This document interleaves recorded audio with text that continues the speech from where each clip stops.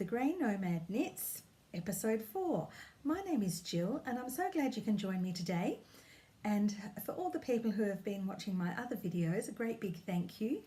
And to any new person, hello, and I hope you enjoy what you see. I've only got a very small podcast, but small and cozy, I like to put it. You can find me on Instagram as JillyMG60 or on Ravelry as JillyMG. That's M for Margaret. I'm all a bit out of sorts today. I just almost got to the end of recording this and realised I hadn't pressed start. So I'm going to start all over again now. Before I get started, I just want to say a little thank you to everyone who's been in touch with me and offering their condolences on the passing of my lovely father-in-law. I think I mentioned in my last podcast that he was very ill and sadly he didn't make it. He couldn't live without his beautiful wife Mary beside him.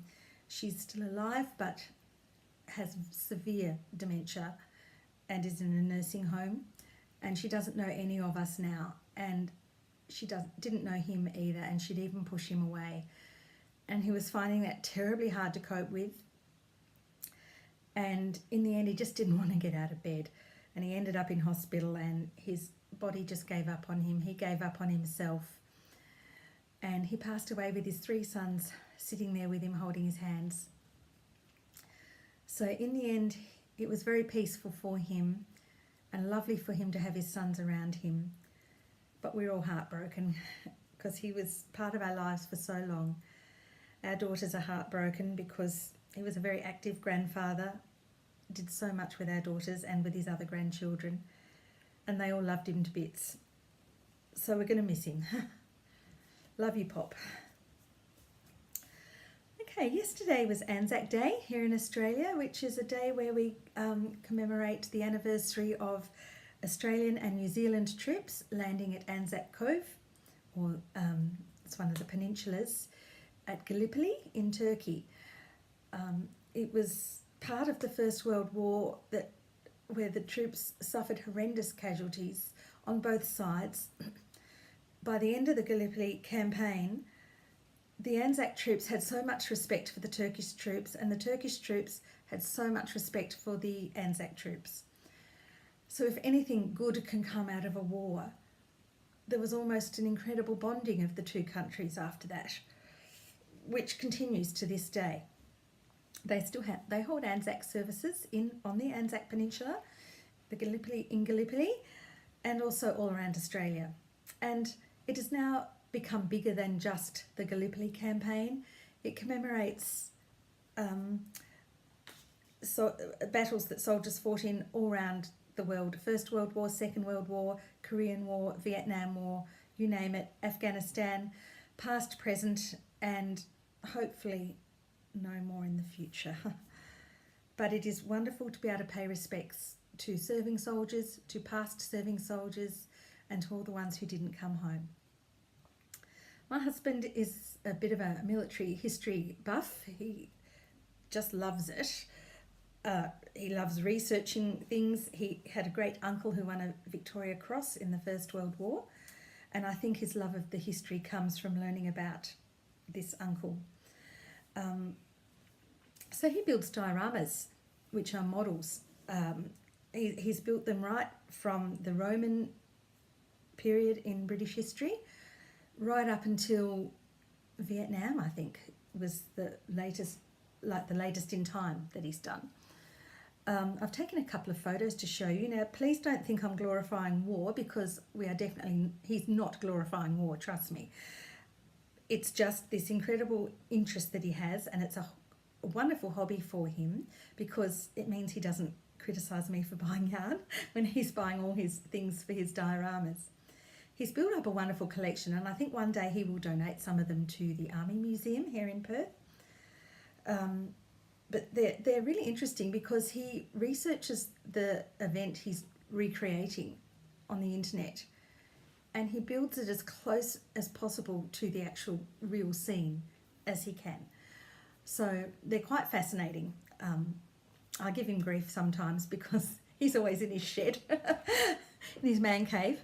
But he loves doing it, and I love that he's doing something he loves.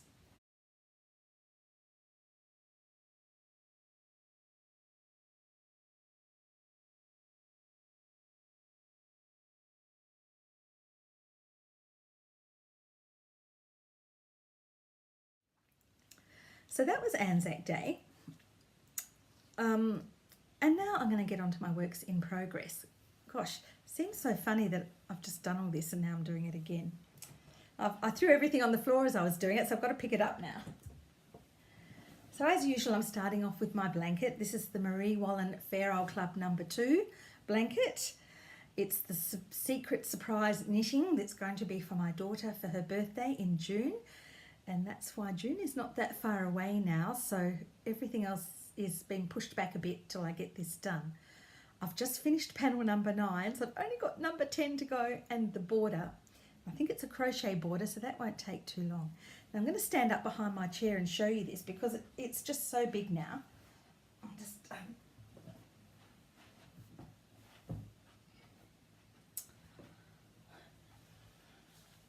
So this was panel 1.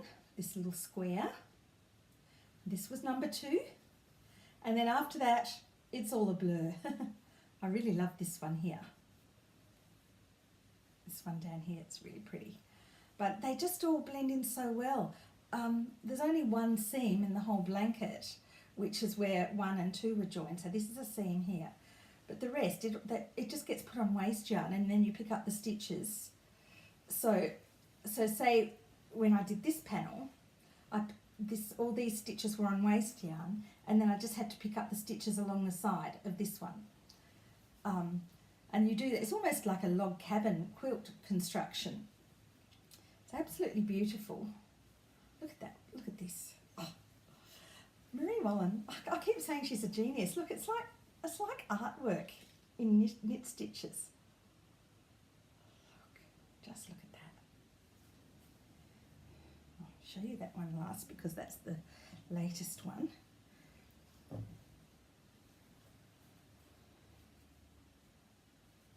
Oh, so beautiful. Now this last panel that I did, just find it now, took forever because you've got like 400 and something stitches on the needle, and I think I've told you before that I haven't mastered the art of two-handed ferrule knitting. So I knit away with one strand in my right hand because I'm an English style knitter, and I can't manage another yarn in this hand, and I think it's because of the arthritis in my joint. You can see how crooked my fingers are. So I just hold it all in, I hold one yarn in my right hand. So say if I have to knit 3 stitches in a creamy colour, I'll knit the 3, then I'll drop that yarn, and then I pick up the yarn to do the next stitches in the other colour. So time consuming, and this panel, number 9, that I've just finished, I don't know if you can see, but there's a lot of rows there that have like alternating colours, so it's knit 1, knit 1, knit 1, knit 1, each stitch being in a different colour. And that was really time consuming. See, like all these little sort of bits here and here. Yeah, they were just very, very fussy rows, but look at the beautiful effect it's given. It's just gorgeous. So that's done. I was going to pick up the stitches for panel number 10 this afternoon, but now my daughter's coming over. So that's the end of that. I've got a funny feeling she's seen a picture of it on social media, that on a site that I didn't realise she was following. So I think she's half suspicious. But never mind. The yarn is, I don't know if I've told you about the yarn, it's Rowan Felted Tweed. This is how my yarn management. There's so many colours that are very similar. So I just got some Ziploc bags, and I actually had some of these left over from the first ferrule blanket, so I'll keep them and reuse them because I don't like throwing too much plastic out. So they're good because I've been able to write the colour and also the number. So this is Ancient and it's colour 172. So, because each panel uses slightly different colours as well. So at the beginning of each panel, I go through what I had in my bag from that panel and see what I need for the next panel and refresh my bags if I need to add some more. The yarn, I think I told you, is Rowan Felted Tweed, and it's 50% wool. And this printing is so tiny, even with my glasses it's hard to read. And I think it says 25% alpaca and 25% viscose, but I may be wrong. I think I need a magnifying glass. So, yeah, so that's it there, Rowan Felted Tweed.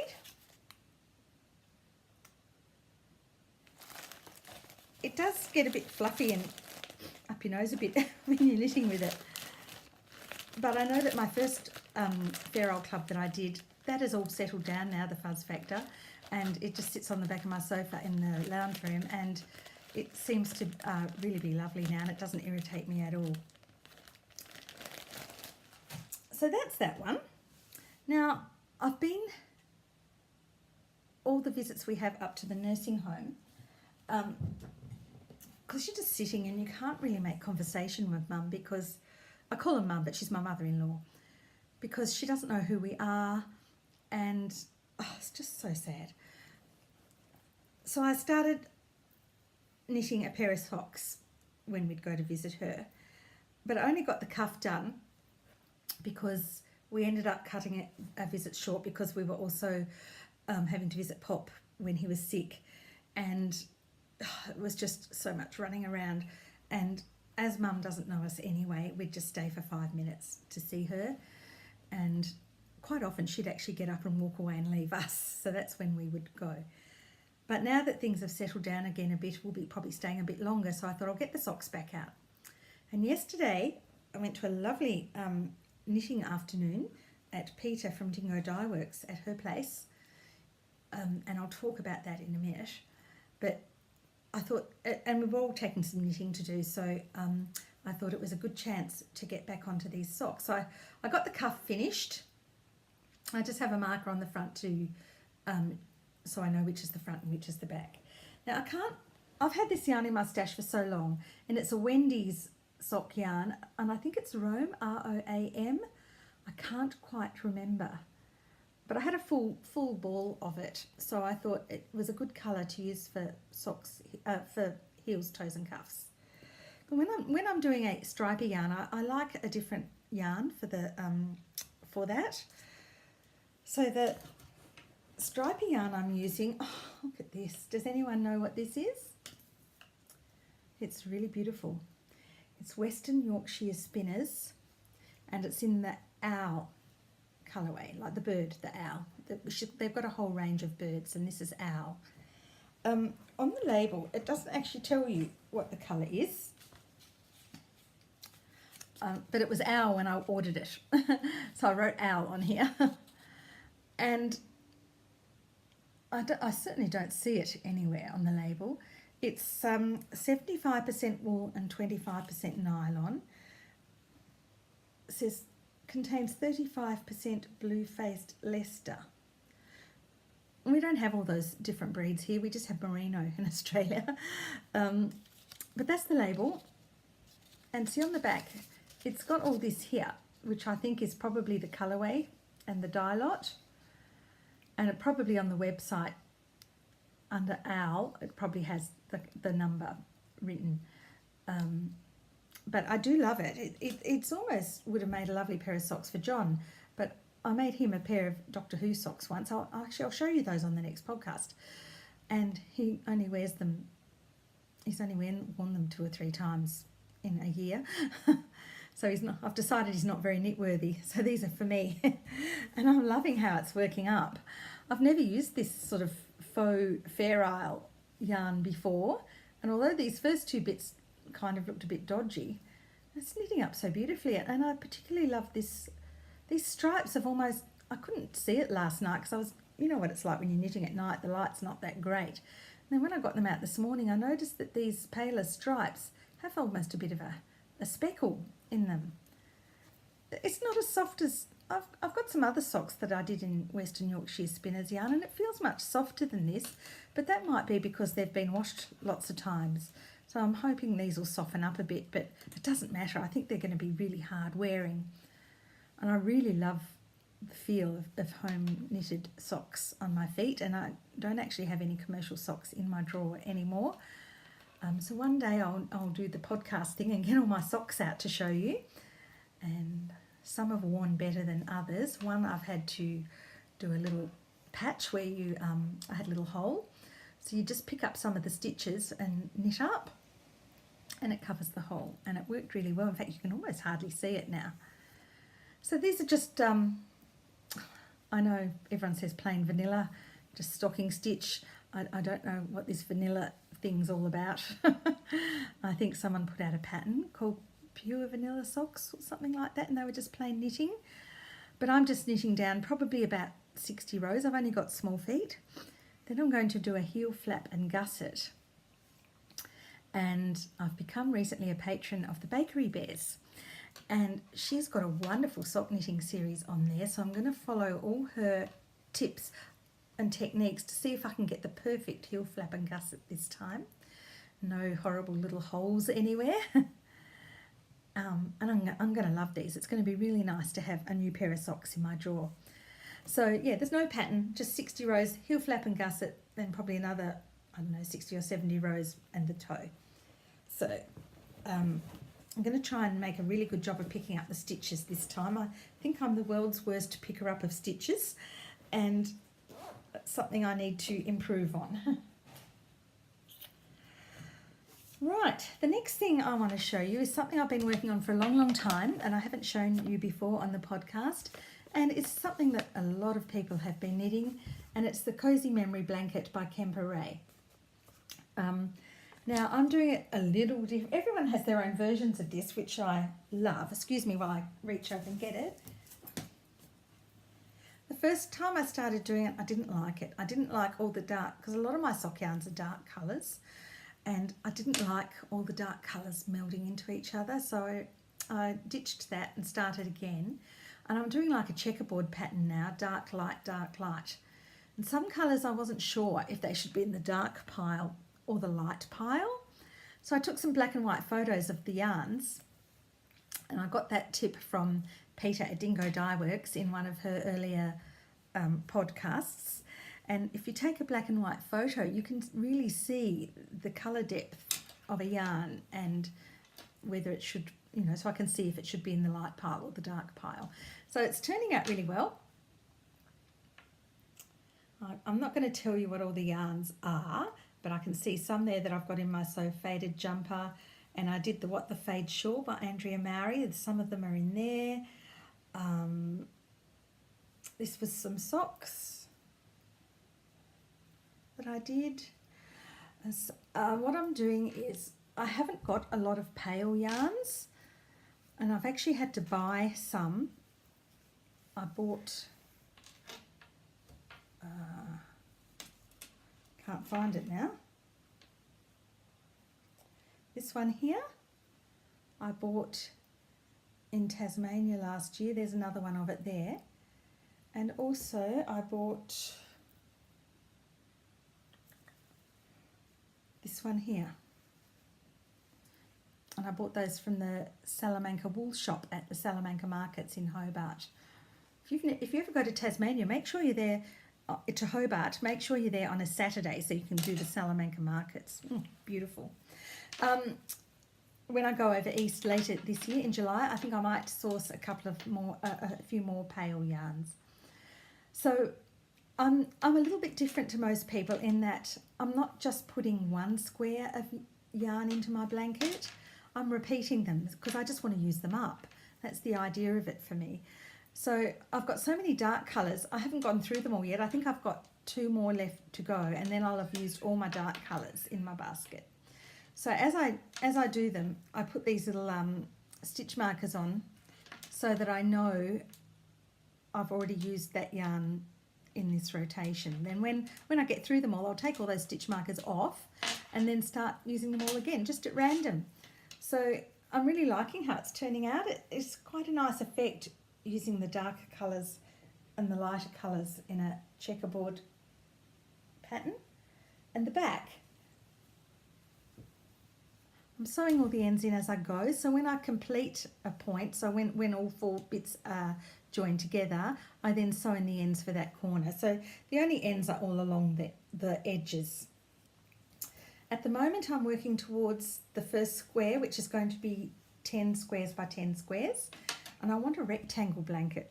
So it's probably going to end up, after I've done the 10 squares, I'll probably do another 10 for the width, so there'll be 20 across, and the length will probably be between 25 and 30.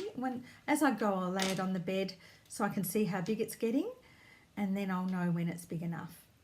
And if I don't use all my scraps, it doesn't matter, because I've just learned how to do scrappy socks as well, so there'll always be a use for my fingering weight scraps. So that's my Coziest Memories blanket by Kemper Ray. Now yesterday, Peter at Dingo Dye Works had a lovely afternoon. She had an Anzac Day afternoon tea at her place, and she's been dyeing up an absolute storm. And she had all her yarns for sale out on the table. Oh, I was in it was paradise, honestly. I had to really stop myself.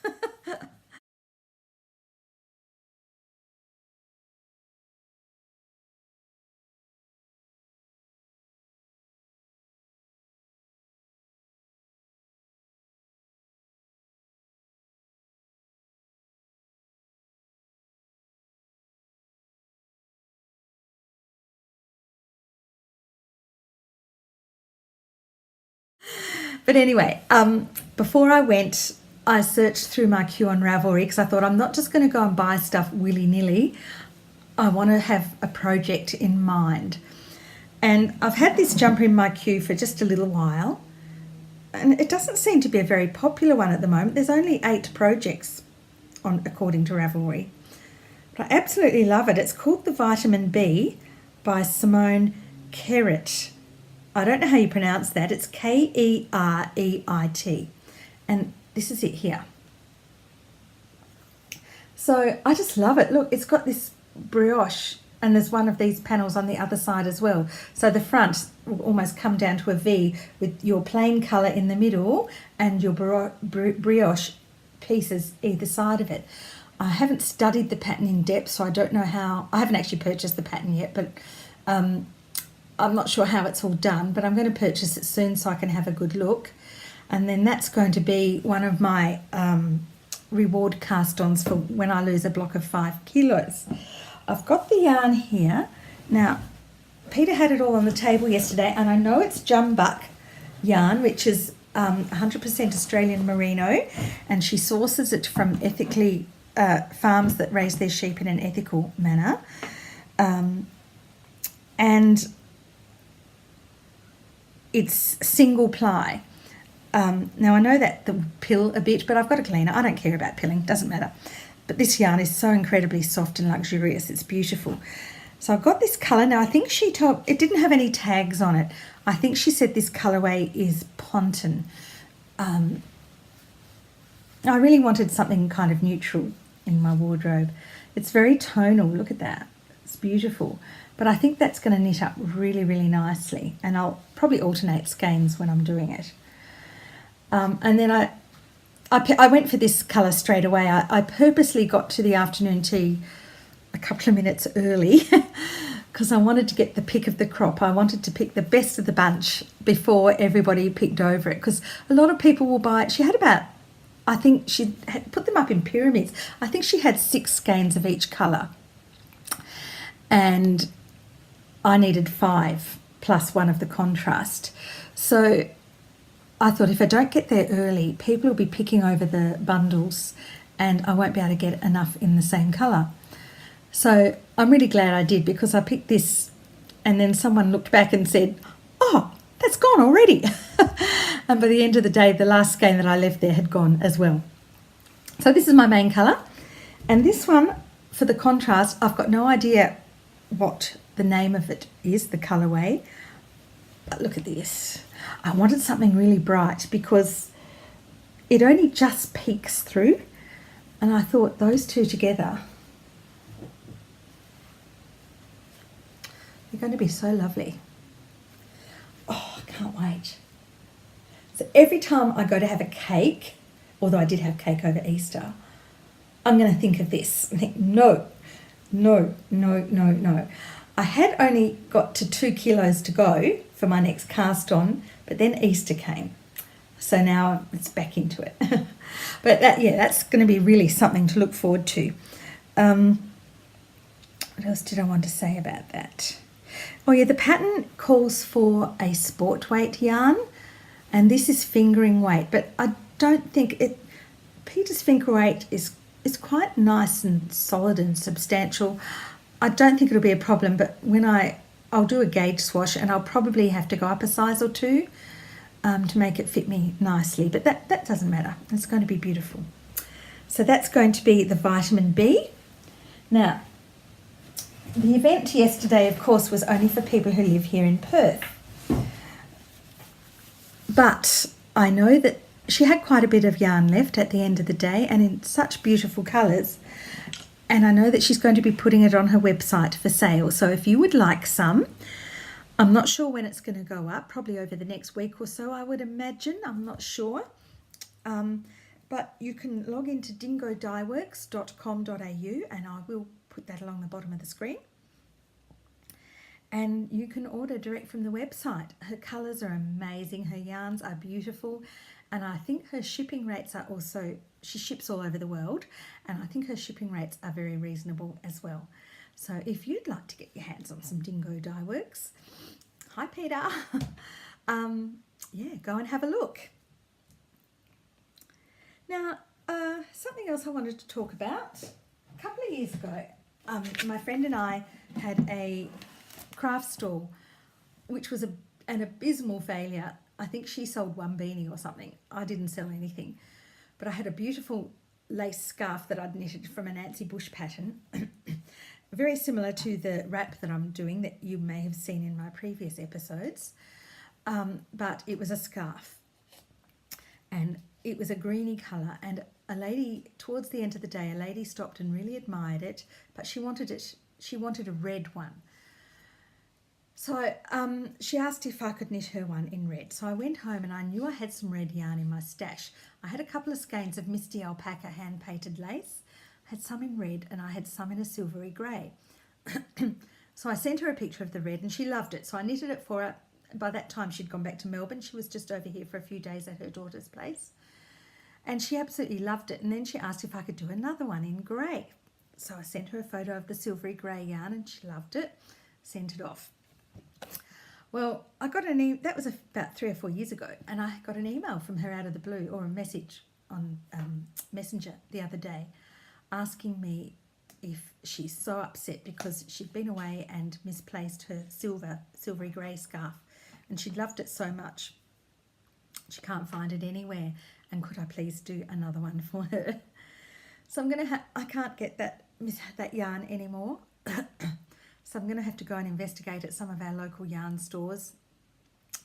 I have told her it won't be until the end of the year because I've got a lot of other things that I want to get finished first. But I will, as soon as I can source the yarn, I will make a start on it. So she's going to, this is the same one I knitted for before. So it's in my Nancy Bush book, The Knitted Lace of Estonia. Look at that on the front cover. Sorry, the light coming in through the window is reflecting a bit. Isn't that stunning? And this is the one I did for her, but I did it in the silvery grey. There's another pattern in here, I think, that I did the red one. But she wants the same one, so I'm going to do this for her again.